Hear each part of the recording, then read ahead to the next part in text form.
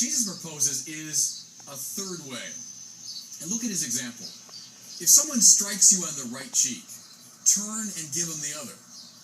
Again, it sounds like passivity, but look, in Jesus' time, you would never have used your left hand. It was considered unclean. So if someone strikes you on the right cheek, it means they're striking you at the back of their hand. It was a gesture of contempt, the way you treat a slave or inferior. So what's Jesus saying? Someone treats you that way, don't fight back, but by God, don't flee, don't acquiesce. Rather, stand your ground and turn the other cheek. You're saying, in effect, you will not treat me that way again. I refuse to cooperate with the world that you're living in. You're mirroring back to the violent person his violence, hoping thereby to lure him into a different moral and spiritual space. Let me give you two contemporary examples of this method. The first concerns Bishop Tutu of South Africa. When he was a young priest in Johannesburg, he was making his way one day along a raised wooden sidewalk over the muddy street.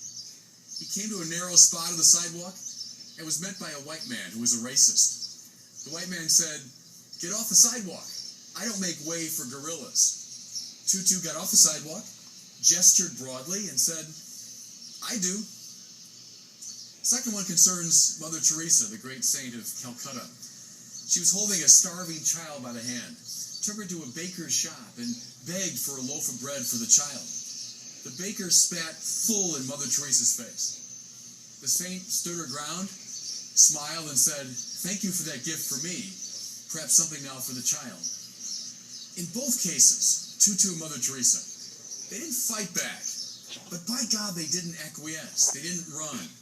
Rather, they stood their ground, and in this humorous, provocative way, mirrored back the violence of their aggressor, hoping thereby to lure that person into a different spiritual space.